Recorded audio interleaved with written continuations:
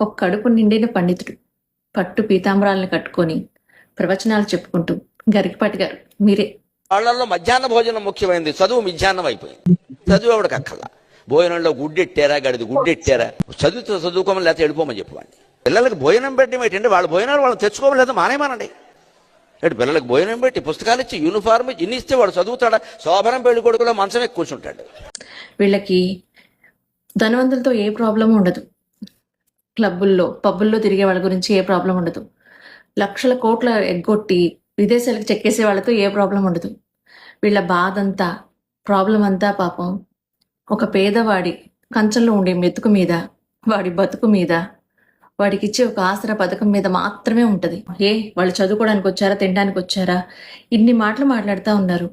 అసలుకి ఒక పేదవాడు తినే తిండి మీద ఎందుకండి మీకు? అసలుకి ఒక వయసు వచ్చిన తర్వాత మనం ఏమైనా మాట్లాడుతున్నాం అంటే విజ్ఞతతో మాట్లాడగలగాలి అనేది తెలియాలి. అట్లీస్ట్ ఒక ఒక కోడిగుడ్డు తినడం వల్ల వాడు సోవడం పెళ్లి కొడుకు అయిపోతాడా? చదువుకోలేరా? కొంతమంది అంట ట్యాబ్లు ఇస్తే పాడైపోతారు, తిండి పెడితే పాడైపోతారు. ఇంకా వాళ్ళు చచ్చిపోతే బాగుంటుందేమో వీళ్ళ దృష్టిలో.